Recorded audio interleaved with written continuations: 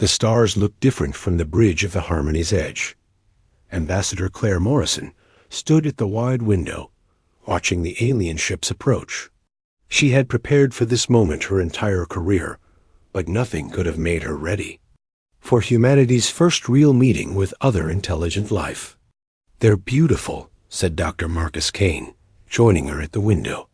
The xenobiologist adjusted his glasses and stared at the 3 alien vessels. Each ship was unlike anything humans had ever built.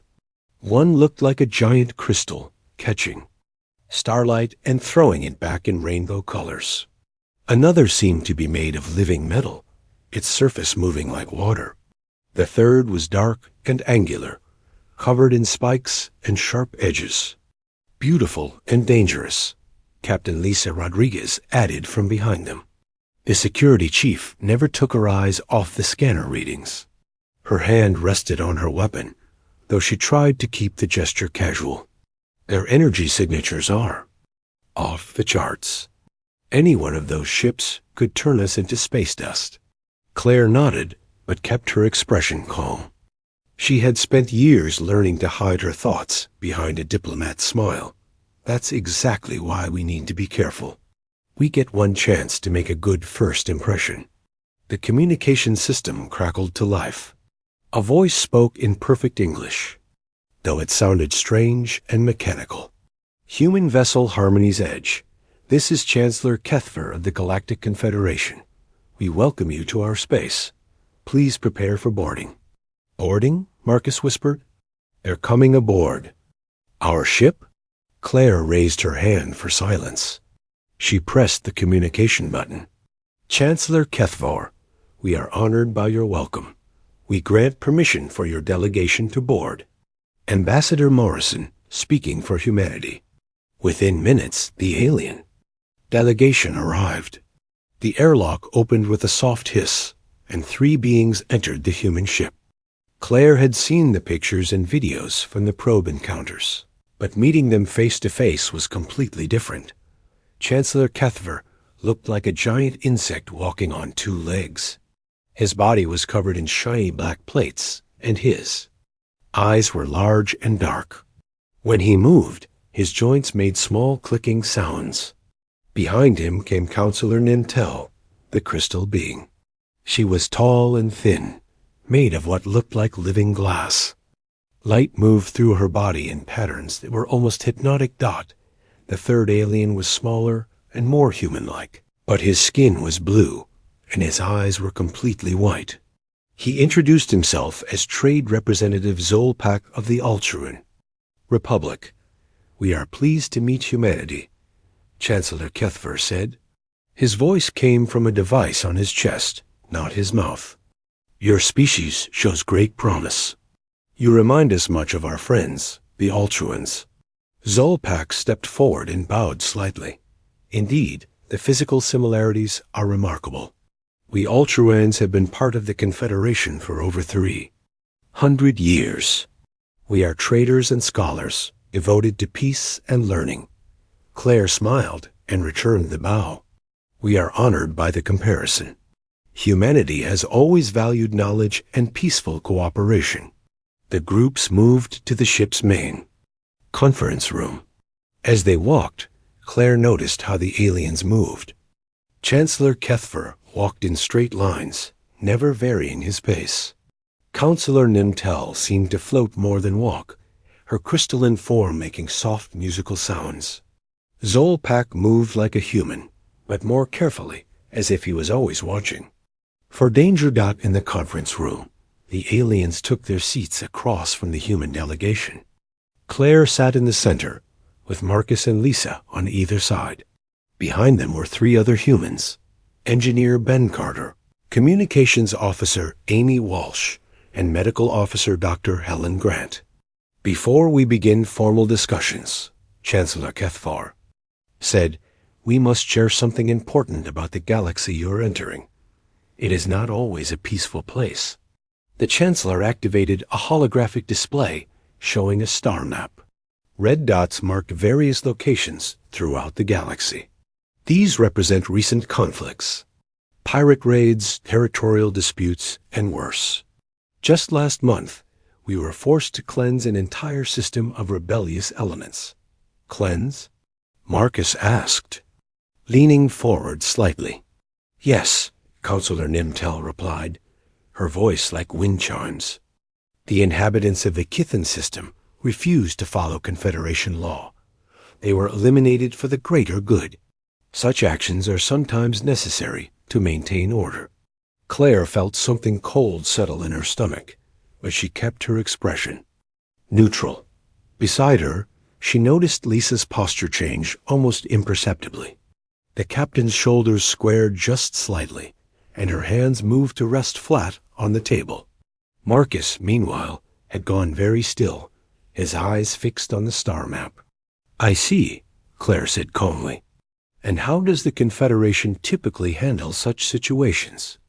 We have warrior species for such tasks, the Chancellor explained. The Korthik are excellent fighters, bred for battle. The Vanguard Corps handles most military operations. Civilian species like the Ultruans are protected and do not engage in conflict. Zolpak nodded enthusiastically. It is a perfect system. Each species contributes what they do best. Warriors fight, scholars study, traders trade. Everyone has their place. And where would humanity fit in this system? Claire asked. The aliens exchanged glances. Chancellor Kethvor's mandibles clicked together several times before he spoke. Based on our observations, humanity appears to be a civilian species, much like the Ultruans. You show great intelligence and creativity, but you lack the physical adaptations for warfare. We would offer you protected species status. Protected species? Lisa asked. Her voice was perfectly polite, but Claire caught the slight edge too. Yes, Counselor Nimtel chimed. You would be under our protection. The warrior species would defend you from threats while you contribute your knowledge and skills to the Confederation. Claire noticed that Marcus had begun tapping his finger against his leg, a nervous habit he had when he was thinking hard. She also saw that Lisa's breathing had changed, becoming slower and more controlled. That is very generous, Claire said. However, we would need time to discuss this with our government. Such important decisions cannot be made quickly. Of course, Chancellor Kethver replied. We understand the need for careful consideration. Perhaps you would like to visit our capital world of Nexus Prime? You could see how the Confederation operates and meet other species. We would be honored, Claire agreed as the meeting continued. The aliens shared more information about the galaxy. They spoke casually about wars, conquests, and the elimination of entire civilizations that didn't fit into their system. They described it all as natural and necessary, the way things had always been done. Claire found herself studying the aliens more carefully. They seemed to see the universe in very simple terms. Species were either predators or prey, warriors, or civilians, strong or weak. The idea that a single species might be capable of both seemed foreign to them. When the meeting ended, the aliens prepared to return to their ships. We will escort you to Nexus Prime, Chancellor Kethver announced. The journey will take several days. It will give us time to learn more about each other. After the aliens left, the human delegation remained in the conference room. For a long moment, nobody spoke. Well, Marcus finally said, that was educational. They're genocidal, Lisa stated flatly. They just described wiping out an entire star system like it was routine maintenance. Claire nodded slowly. And they assume we're helpless civilians who need their protection. The question is, Marcus said, still tapping his finger, do we correct that assumption? Claire looked around the table at her team. Each of them was thinking the same thing, though none of them said it out loud. They were alone in a galaxy full of species that saw strength and weakness in very simple terms. The aliens had no idea what humans were really capable of. For now, Claire said finally, we learn. We watch. We understand what we're dealing with before we show our hand." Lisa smiled, but it wasn't a pleasant expression. "Understood, Ambassador." As the Harmony's Edge changed course toward Nexus Prime, surrounded by alien escort ships, the humans began to realize that first contact was going to be far more complicated than anyone had imagined. Nexus Prime was unlike anything the humans had ever seen. The capital world of the Galactic Confederation stretched out below them as their shuttle descended through the atmosphere. Cities covered entire continents, connected by bridges that spanned oceans. Ships of every size and shape filled the skies, carrying beings from across the galaxy. Population, 47 billion, Marcus read from his scanner. Over 200 different species represented. "It's incredible." Claire pressed her face to the window, taking in the sight. "It's also a very clear demonstration of power. They're showing us what the Confederation can build." The shuttle landed at a massive spaceport that could have held a dozen human cities. As they disembarked, the humans found themselves surrounded by aliens of every description. Some walked on 2 legs like humans, others on 4 or 6. Some floated, others slithered.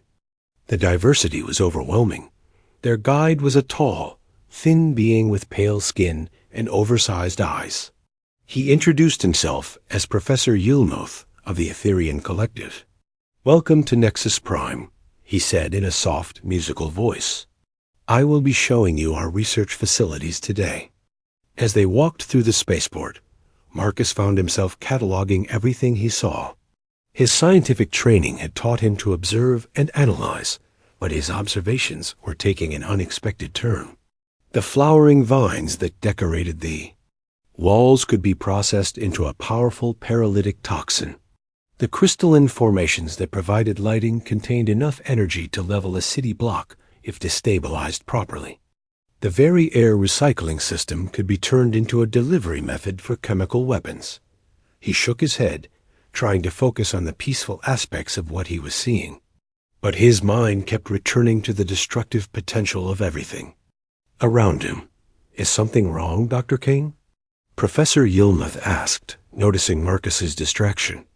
"Not at all," Marcus replied with a smile.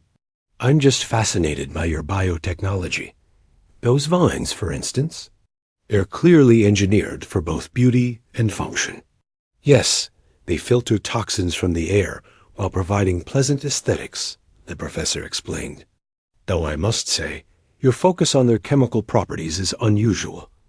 Most civilian species admire their appearance first." Marcus felt a chill. "I suppose scientists think differently than most people." Meanwhile, Lisa had been separated from the group for a cultural exchange with Korthic warriors. The Korthic were the Confederation's primary military species, standing over 7 feet tall with thick muscular bodies covered in natural armor plates. Their leader, Commander Thrakvin, had been eager to show off their training facilities. "Humans are small," Commander Thrakvin observed, looking down at Lisa. "But you carry yourself like a warrior. Are you military?" "I'm head of security for our diplomatic mission," Lisa replied honestly. The Korthic commander laughed, a sound like grinding stone. "Security? You guard diplomats? That is not real fighting." They entered a vast training complex where hundreds of Korthic warriors practiced combat techniques. Lisa watched carefully as they demonstrated their fighting style. It was impressive in its own way, relying on brute strength and natural weapons like claws and thick hide. But it was also predictable and rigid. "Would you like to try?" asked a younger Korthic warrior named Groktar. "I will be gentle with the small human." Lisa glanced around the training ground. Dozens of Korthic had stopped their own practice to watch. She could feel their amusement and condescension. They saw her as a curious novelty, a pet performing tricks. "I wouldn't want to interrupt your training," she said politely. "Nonsense," Commander Thrakvin boomed. "It will be educational for both species." "Groktar, show our guest how Korthic warriors fight." The young warrior stepped into the center of a combat circle, He was nearly 8 feet tall and probably weighed 4 times what Lisa did. His natural armor would protect him from most attacks, and his claws could tear through metal. Lisa sighed and stepped into the circle. Just remember, you asked for this. The fight lasted exactly 47 seconds. Groktar charged forward with typical Korthek tactics, relying on his size and strength to overwhelm his opponent. Lisa sidestepped at the last moment, using his momentum against him. As he stumbled past her, she struck 3 precise pressure points along his spine. The giant warrior collapsed, unconscious before he hit the ground. The training ground fell silent. Hundreds of Korthik warriors stared in shock at their fallen comrade and the small human standing over him. "How?" Commander Thrakvin whispered. "Leverage," Lisa replied simply. "Physics. Biology.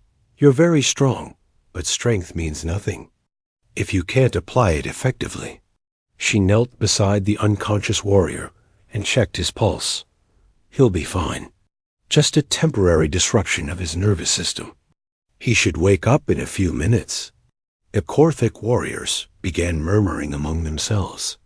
Several moved closer to examine their fallen comrade, as if trying to understand what had happened. "You are not civilian," Commander Thrakvin said slowly. "Actually, I am," Lisa replied. "I'm just well trained." Across the city, Claire was engaged in her own cultural exchange with Confederation leadership. She sat in an elegant conference room high in the government district, surrounded by representatives from various species. "The key to galactic peace," explained Administrator Veltar, a serpentine being with multiple arms, "is understanding that each species has its proper role. Warriors fight, scholars study, workers build. When everyone stays in their designated function, harmony is maintained." Claire nodded thoughtfully. "And species that don't fit neatly into these categories? They must be helped to find their proper place," Chancellor Kethfer replied. "Sometimes this requires firm guidance, like the Kithan system you mentioned?" Claire asked casually. The room grew quiet. Several aliens exchanged glances. "The Kithan were anarchists," Counselor Nimtel said finally. "They rejected the natural order. They claimed that a single species could fulfill multiple roles. Such thinking leads to chaos." "I see," Claire said. "And what if a species was naturally capable of multiple roles?" Administrator Valtar's laugh was like static electricity. "Impossible. Evolution creates specialists, not generalists. A species is either predator or prey, warrior or civilian. They cannot be both." Claire smiled her diplomatic smile. "Of course. Thank you for explaining." As the day continued, the humans were given tours of various facilities. They saw the Silthery merchant districts, where cunning traders from across the galaxy exchanged goods and information. They visited Etherian research centers, where pure scholars pursued theoretical knowledge without any practical application. They observed Korthik military installations, where warriors trained for battles they might never fight. What struck all the humans was how rigid everything was. Each species had its place, its role, its limitations. The idea of adaptability or flexibility seemed foreign to most of them. During a break in the tours, the human delegation met privately in their quarters. "They're all specialists," Marcus said, pacing the room. "Hyper-evolved for specific functions. The Korthik are living weapons, but they can barely think tactically. The Etherians are brilliant theorists, but they can't apply their knowledge practically. The Silthery are master manipulators, but they have no honor or loyalty. It's the same with their technology," added Ben Carter, the engineer. "Everything is single purpose. Their ships are either fast or armored, never both. Their weapons are either powerful or accurate, never both. They don't seem to understand the concept of multi-role systems." Lisa sat quietly, flexing her hand. She had spent the afternoon demonstrating human combat techniques to increasingly nervous Korthic warriors. "They're scared," she said finally. "Not of us specifically, but of anything that doesn't fit their categories. They need everything to be predictable." Claire nodded slowly. "Which makes us a problem. We don't fit their system." Dr. Helen Grant, who had been observing alien medical practices, spoke up. "I've been studying their biology. Each species has clear strengths and weaknesses. The Korthic are strong but slow to heal. The Etherians are intelligent, but physically fragile. The Siltheri are cunning, but have poor reflexes. And humans?" Claire asked. "We're balanced," Helen replied. "Not the strongest or the smartest or the fastest, but we're good at everything. We adapt." Amy Walsh, the communications officer, had been analyzing alien languages and social structures. Their entire civilization is built on the idea that everyone has a fixed role. Warriors protect civilians. Civilians serve warriors. Scholars advise both. It's stable, but it's also brittle. "What do you mean?" Marcus asked. "If you remove any one element, the whole system collapses," Amy explained. "The warriors can't think. The scholars can't act. The civilians can't defend themselves. They're all completely dependent on each other." Claire walked to the window and looked out at the vast city below. Billions of beings going about their lives, each locked into their predetermined role. It was orderly and peaceful, but it was also a cage. "They're going to offer us that cage," she said quietly. "Protected species status. Safety in exchange for accepting our limitations." "And if we refuse?" Lisa asked. Claire turned back to face her team. "Then we become a threat to their entire worldview. A species that refuses to be categorized." The room fell silent as the implications sank in. They had come to Nexus Prime as diplomats, hoping to find Huma. The emergency alert pierced through the quiet morning air of Nexus Prime. Claire was having breakfast with the Confederation leadership when the shrill alarm echoed through the government district. Chancellor Kethfor's mandibles clicked rapidly. As he received the urgent message, "What is it?" Counselor Nimtel asked, her crystalline form flickering with nervous energy. "Kepler 442b has gone silent," the Chancellor announced. "All communications ceased 17 hours ago. Automated systems indicate catastrophic failure." Claire felt her blood turn cold. "Kepler 442b? That's the mining colony in the Outer Rim, isn't it?" "Yes," Administrator Veltar confirmed, his serpentine form coiling with agitation. 30,000 colonists, mostly involved in rare mineral extraction. The automated systems suggest massive structural damage. 30,000 people, Claire repeated softly. Around the table, the alien leaders continued their discussion of protocols and procedures. But Claire's mind was already racing ahead. How many of those colonists are human? The Chancellor consulted his datapad. Approximately 8,000. The colony was established as a joint venture between several species. 8,000 humans. 8,000 men, women, and children, who might be dead, dying, or worse. Claire felt something shift inside her, a cold calculation that had nothing to do with diplomacy. "What is the Confederation's response?" she asked, keeping her voice level. "Standard protocol," the Chancellor replied. "We will dispatch a survey team within the next 2 weeks to assess the situation and determine the cause of the failure." 2 weeks? The words came out sharper than Claire intended. Administrator Veltar's multiple eyes focused on her. "These things take time. Proper preparations must be made. The correct specialists must be assembled. We cannot simply rush into unknown danger." Claire looked around the table at the alien faces. They were discussing the potential loss of 30,000 lives as if it were a bureaucratic inconvenience. The same casual indifference they had shown when describing the cleansing of the Kiffin system. "I need to speak with my team," Claire said, standing abruptly. Of course, the Chancellor agreed. We understand this news is distressing. The loss of civilian life is always regrettable. Claire walked quickly through the corridors of the government complex, her diplomatic training warring with something deeper and more primal. By the time she reached the human quarters, her careful mask was beginning to slip dot. She found Marcus and Lisa in the common area, already deep in conversation. They looked up as she entered, and she saw her own thoughts reflected in their eyes. You? Heard, Lisa said. It wasn't a question. 8,000 humans, Claire replied. Maybe more from other species. And they're going to wait 2 weeks to send a survey team. Marcus stood up slowly. When he spoke, his voice was different from the mild-mannered scientist the aliens had been meeting with. Survey team, not a rescue mission.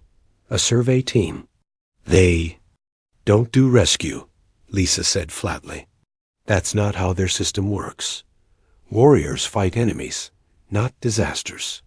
Civilians handle disasters, but they can't fight their way to the victims. So 30,000 people die while they debate proper procedures. Claire said. The 3 humans looked at each other. In that moment, something fundamental shifted in the dynamic of their mission. They were no longer just diplomats making first contact. They were humans whose people were in danger. We need to go, Marcus said simply. The Confederation won't authorize it, Lisa pointed out. They've made it clear that civilian species don't conduct operations like this. Claire's smile was nothing like the diplomatic expression she had been wearing for days. Then it's good that we're not asking for authorization. Within an hour, the human delegation was standing before the Confederation leadership again. But this time, something had changed. The aliens could sense it, though they couldn't quite identify what was different. Chancellor, Claire began, we formally request permission to mount an immediate rescue mission to Kepler 442b. The Chancellor's compound eyes blinked in what might have been surprise. Impossible. Civilian species do not conduct military operations. If there are hostile forces involved, you would be massacred. We're not talking about a military operation, Claire replied. We're talking about a rescue mission. The distinction is meaningless, Counselor Nimtel chimed in. You lack the physical capabilities for such an endeavor. Your species is not equipped for warfare. Lisa stepped forward. With respect, Counselor, I think there may be a fundamental misunderstanding about human capabilities. Misunderstanding? Administrator Veltar's laugh was like grinding gears. We have observed your species for months. You are intelligent, creative, adaptable, but physically weak. You are classic civilians, like the Ultruans. Actually, Marcus said, his voice carrying a strange new edge, we're nothing like the Ultruans. Before anyone could respond, the room's communication system activated. Chancellor, we have a situation. Silthry pirates are attacking a civilian transport in the inner system. They're demanding tribute from the cargo vessels. The Chancellor sighed. Dispatch the Korthic patrol ships. Standard response protocol. Sir, the voice continued, the Korthic ships are 6 hours away. The transport will be destroyed long before they arrive. Claire looked at her team. Chancellor, may we borrow a shuttle? A shuttle? For what purpose? To handle the pirate situation. The room fell silent. The alien leaders stared at the humans as if they had just suggested breathing underwater. You cannot be serious, the Chancellor said finally. You are 3 civilians with no military training or equipment. The pirates are professional killers. Are they? Claire asked. Or are they specialists who only know one way to fight? Before anyone could protest further, the humans were moving toward the door. We'll need that shuttle, Lisa called over her shoulder, and permission to engage the pirates. This is madness, Administrator Veltar hissed. You will be slaughtered. Claire paused at the door and turned back. Chancellor, I believe there's been a fundamental misunderstanding about human nature. We don't have separate castes for civilians and warriors. Every human is both. 15 minutes later, the humans were aboard a small Confederation shuttle, racing toward the pirate attack. The alien observers who had insisted on joining them were beginning to realize they might have made a mistake. "This is suicide," muttered Observer Crickstell, a junior Etherian scholar. 3 untrained civilians against a pirate crew of 20 professional killers. "We're not untrained," Marcus replied absently, his fingers dancing over the shuttle's sensor array. "We're just trained differently. You're scientists and diplomats," Crickstell protested. "You study plants and negotiate treaties. You don't fight." "Space pirates." Lisa's laugh was cold. "You really don't understand, do you? Every human child learns to fight. Every human adult knows how to kill. We just prefer not to." The shuttle screens showed the pirate attack in progress. 3 raider ships had surrounded a cargo transport, their weapons trained on the civilian vessel. The transport was broadcasting surrender signals, but the pirates were ignoring them. "They're not trying to capture the cargo," Marcus observed, studying the tactical display. "They're playing with their victims. Sadistic rather than professional. That's their first mistake," Claire said. "Sadism makes you predictable. And their second mistake?" the Etherian observer asked nervously. "They attacked something with humans on it," Lisa replied.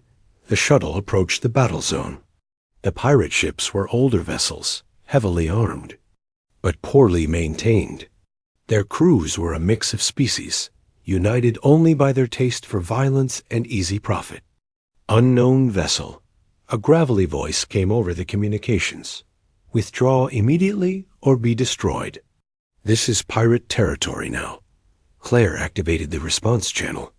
"This is Ambassador Claire Morrison, representing humanity.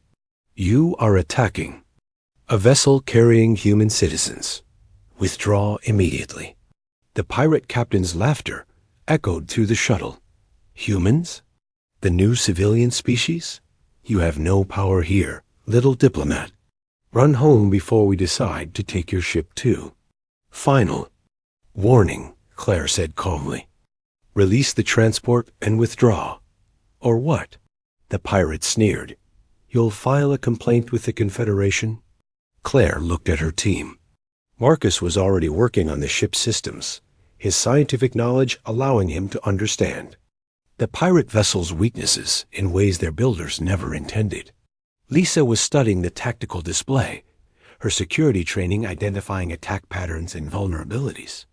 "No," Claire replied. "We'll show you what happens when you threaten human lives." What followed was unlike anything the galactic community had ever seen. The 3 humans didn't fight like any known species. They didn't rely on superior firepower like the Corphic, or cunning manipulation like the Silthari, or advanced technology like the Etherians. Instead, they fought like humans. Marcus used his scientific knowledge to identify the exact frequency needed to disrupt the pirates' shield generators. Lisa coordinated the attack with tactical precision that turned the shuttle's minimal weapons into surgical instruments. Claire conducted psychological warfare, using her diplomatic skills to sow confusion and fear among the pirate crew. The first pirate ship went dark when Marcus overloaded its power systems by exploiting a design flaw he spotted in the engine configuration. The second ship found its weapons D. The Confederation leadership was waiting when the shuttle returned to Nexus Prime. Chancellor Kethvar stood at the docking bay entrance, his mandibles clicking nervously. Behind him, dozens of alien officials whispered among themselves. There. Voices creating a strange symphony of fear and confusion. "Impossible," Administrator Veltar was saying for the 5th time. 3 civilians cannot defeat 20 armed pirates. The reports must be wrong. Counselor Nintel's crystalline form flickered with agitation. "The sensor data is clear. The human shuttle disabled 3 pirate vessels without taking significant damage. How is this possible? As the humans disembarked, Observer Crixtel stumbled. Behind them, his large eyes wide with shock. The young Etherian scholar looked like he had seen something that shattered his understanding of reality. "Chancellor," Claire said as she approached, her diplomatic mask firmly back in place. "The pirate threat has been neutralized. The transport is safe." "How?" The Chancellor's voice was barely above a whisper. "Standard rescue procedures," Lisa replied casually. "Though I suppose your species might not be familiar with them." Marcus stepped forward, carrying a datapad filled with technical readings. "We've also gathered detailed intelligence on the pirates' ship designs and tactics. Fascinating stuff, really. Their technology is impressive, but poorly integrated. Very specialized, not adaptive." The aliens stared at the humans as if they were looking at completely different beings than the ones who had arrived days earlier. The change was subtle, but unmistakable. These were not the helpless civilians they had expected to protect. "We need to discuss Kepler 442b, Claire said, cutting through the aliens' confusion. 8,000 human lives are at stake." "Chancellor." Kethver struggled to refocus on the original crisis. "The survey team will be assembled within 2 weeks, as I explained. Proper protocols must be followed." "2 weeks is too long," Claire replied. "We're going now." "Absolutely not," the Chancellor said, his voice regaining some authority. "We cannot allow untrained civilians to enter what may be a combat zone. If hostile forces are responsible for the colony's silence, you would be walking into certain death." Claire's smile was polite but cold. "Chancellor, with respect, I don't think you understand what you're dealing with." "I understand perfectly," the Chancellor replied. "You are a diplomatic species, like the Ultruans. Brave, perhaps, but fundamentally unsuited for warfare. Your victory against the pirates was luck, nothing more." "Was it?" Marcus asked mildly. He activated his datapad, showing detailed schematics of the pirate vessels. "Because I have complete technical specifications of their ships now. Structural weaknesses, power distribution patterns, weapon capabilities, crew complements." I gathered. "All of this during our 15-minute engagement." "That's impossible," Observer Crixtel whispered. "No one could analyze enemy vessels that quickly during combat." "We can," Lisa said simply, "because that's what we do. We observe, we adapt, we overcome." Administrator Veltar's multiple eyes narrowed. "What exactly are you claiming to be?" Claire looked around at the assembled alien officials. Representatives from dozens of species, each locked into their predetermined roles and limitations. Warriors who couldn't think, scholars who couldn't act, civilians who couldn't fight.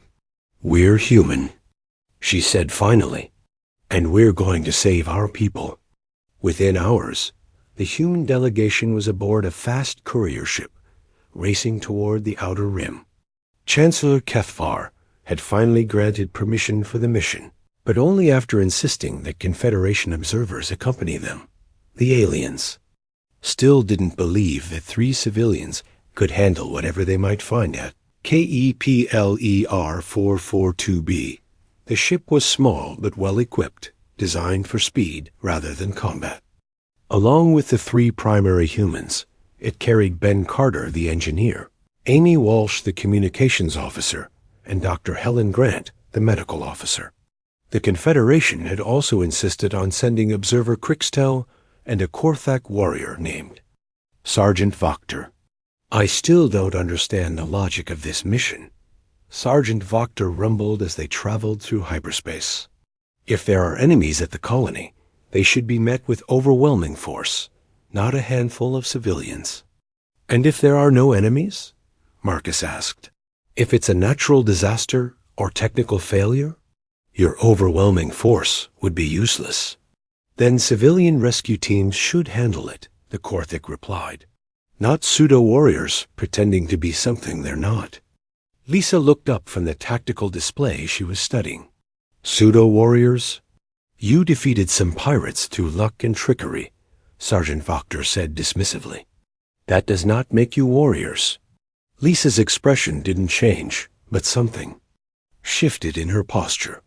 Would you like a demonstration? Lisa, Claire warned quietly. No, it's fine, Lisa replied, standing up. I think our friends need to understand what they're working with. The ship's cargo hold was large enough for a small sparring area. Within minutes, Lisa and Sergeant Voctor faced each other in an improvised combat circle. The Korthik warrior was nearly twice Lisa's size, his natural armor plating gleaming under the ship's lights. I will try not to hurt you too badly, Voctor said, flexing his clawed hands. I appreciate that, Lisa replied. The fight lasted 8 seconds. Voctor charged with typical Korthik tactics, relying on his size and strength. Lisa waited until the last moment, then moved in a way that seemed to defy physics. She slipped past. His guard struck 3 precise points on his massive frame, and the 8-foot warrior collapsed like a falling tree. Observer Crixtel stared in shock. How did you do that? Physics, Lisa replied, checking Voctor's pulse. Every species has pressure points. Every body has vulnerabilities. You just need to know where to look. Ben Carter, who had been watching from the doorway, shook his head. In amazement. She's not even our best fighter. That would be Dr. Grant, the medical officer? Crixtel squeaked. Dr. Helen Grant looked up from her medical supplies with a sweet smile. I know exactly how every body works. That makes me very good at fixing them. It also makes me very good at breaking them. As Sergeant Voctor slowly regained consciousness, the dynamics aboard the ship changed completely. The Confederation observers began to understand that they weren't traveling with helpless civilians. They were traveling with something the galaxy had never seen before. What are you? Crixtel whispered. Predators, Marcus replied absently, still studying the sensor data from their destination. But not like any your galaxy has encountered. We're persistence hunters who learn to use tools, form societies, and think strategically. We're predators who chose to become civilized. Chose? Voctor asked, rubbing his sore neck. That's the key word, Claire explained. Choice. We can be diplomats or warriors, scientists or soldiers, doctors or killers. We choose based on what the situation requires. The ship's proximity alarms began to sound. They were approaching Kepler 442b, and the first sensor sweeps were coming in. What they found was worse than anyone had imagined. The colony is under siege, Amy reported from the communications station. Multiple hostile contacts surrounding the main settlement. Energy signatures suggest mechanical entities, not biological ones. Marcus studied the tactical display. Harvester Collective. He said grimly, machine intelligence that consumes biological matter for raw materials. They're methodical, efficient, and completely without mercy. Harvesters? Voctor struggled to his feet. But they were destroyed centuries ago. Apparently not, Ben said, analyzing the enemy formations. Looks like a full invasion force. The colonists have barricaded themselves in the central complex, but their defenses won't hold much longer. Claire felt the familiar cold calculation settling over her mind. 8,000 humans trapped, facing extinction at the hands of machines, designed to harvest biological life. The Confederation's response would arrive weeks too late, if at all. What's the tactical situation? She asked. Lisa was already working on the problem. Enemy forces have the colony completely surrounded. Roughly 300 harvester units, ranging from scout drones to heavy assault platforms. They're systematically breaking down the colonists' defenses. Standard rescue would be impossible, Moktar observed. Even a full Korthik assault force would struggle against those numbers. Good thing we're not planning a standard rescue, Marcus replied. Over the next several hours, as their ship approached the besieged colony, the humans began to plan. But their planning session was unlike anything the Confederation observers had ever witnessed. Marcus analyzed the harvester technology, identifying weaknesses in their programming and construction. His scientific knowledge allowed him to understand the machines in ways their original creators never intended. They're adaptive, but within parameters, he explained. They expect conventional military responses. They won't know how to handle asymmetric warfare. Claire studied the colony's layout and the surrounding terrain, developing strategies that combine diplomacy, psychology, and tactical thinking. We need to get the colonists organized and fighting back, turn them from victims into assets. Lisa coordinated the overall assault plan, but her approach was nothing like conventional military doctrine. We don't fight the harvesters head-on. We make them fight each other. We turn their own efficiency against them. Dr. Grant prepared medical supplies while simultaneously developing biological weapons. SP. The first harvester drone died before it knew the humans had arrived. Marcus had spotted it during their approach. A scout unit positioned 2 kilometers from the main battle zone. While the machine was focused on monitoring the besieged colony, Ben Carter used the ship's communications array to overload its sensor network with precisely calibrated electromagnetic pulses. Target eliminated, Ben reported quietly. No alert signal transmitted. Claire watched the tactical display as their ship settled into a concealed position behind a rocky ridge. The harvester forces were exactly where the long-range sensors had indicated. 300 mechanical units surrounding the colony's central complex, methodically wearing down the defenders' energy shields. Colonist status? She asked. Amy's fingers danced over the communications console. I'm picking up scattered transmissions. They're running low on power and medical supplies. Estimate 18 hours before their defenses collapse completely. Then we don't have 18 hours, Lisa said simply. The rescue mission began with Dr. Helen Grant, of all people. The soft-spoken medical officer had spent the journey developing what she cheerfully called mechanical medicine. Using her knowledge of biological chemistry, she had created a compound that would aggressively corrode the specific alloys used in harvester construction. It's quite elegant, really, she explained to the confused observer Crickstel as she prepared her delivery. System. Their armor is designed to resist energy weapons and kinetic impacts, but they never considered biochemical attack. Why would they? Most species can't improvise new chemical weapons during combat. Most species, Crickstel repeated faintly. Humans aren't most species, Ben Carter added, rigging the ship's waste recycling system to serve as a delivery mechanism. For Helen's corrosive compound, the attack began at 0347 local time. Marcus had identified a flaw in the harvester's communication network. They used quantum entanglement for instantaneous coordination, but the system required precise frequency synchronization. By introducing subtle interference at key nodes, he could create cascading communication failures throughout their entire force. Jamming initiated, he reported. Their command structure is fragmenting. Simultaneously, Amy Walsh began broadcasting false orders using captured harvester communication protocols. Her linguistic analysis of their machine language allowed her to inject contradictory commands into their tactical network.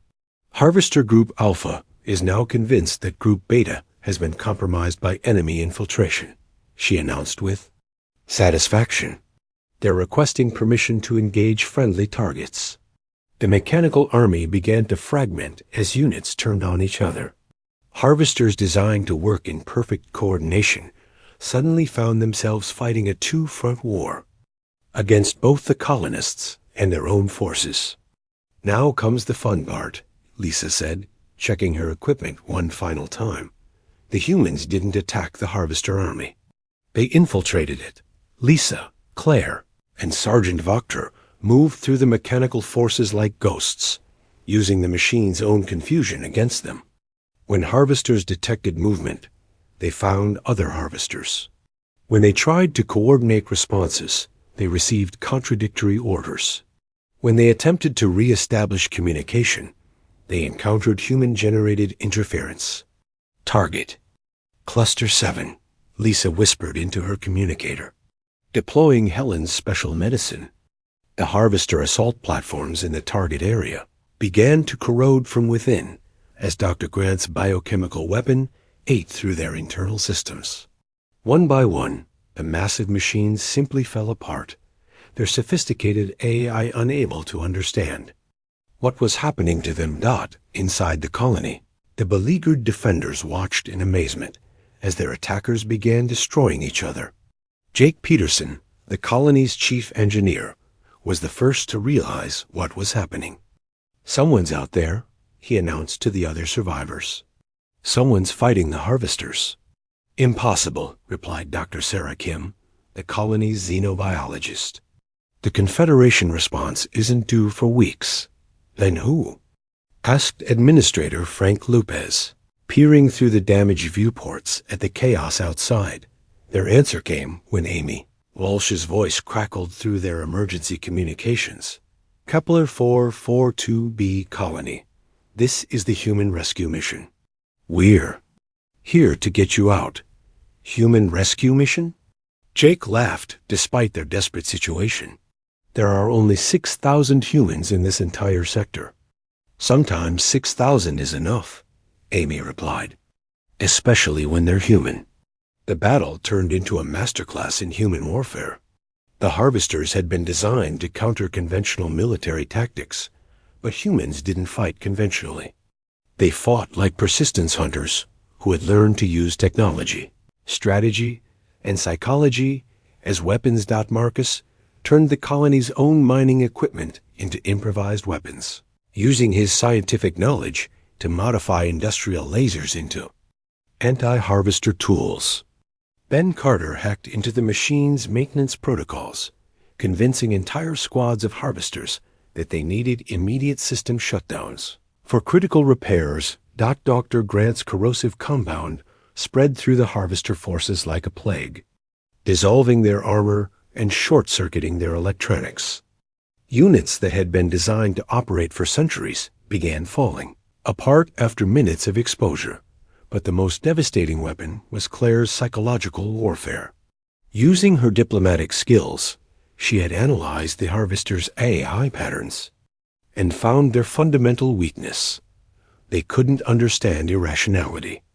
"Harvester Command, this is colony defense," she broadcast, using captured communication codes. "We have developed immunity to your harvesting protocols. Resistance is futile. Surrender immediately." The machines couldn't process the concept of biological entities demanding surrender from superior mechanical forces. Their AI entered recursive logic loops, trying to understand the impossible scenario, causing system-wide processing delays. "They're confused," Observer Crixtel whispered, watching the tactical display from the safety of the human ship. "You're confusing artificial intelligences." "It's easier than you'd think," Marcus replied, monitoring the harvester's degrading performance. "Intelligence without creativity is just advanced computation, and computation can be corrupted." By dawn, the harvester invasion force was completely destroyed. 300 advanced combat units, each capable of leveling a city, had been eliminated by 7 individuals armed with nothing but human ingenuity and determination. The colonists emerged from their shelters to find their rescuers waiting. A diplomat, a scientist, a security officer, an engineer, a communications specialist, a doctor, and one very confused Korthic warrior. "How?"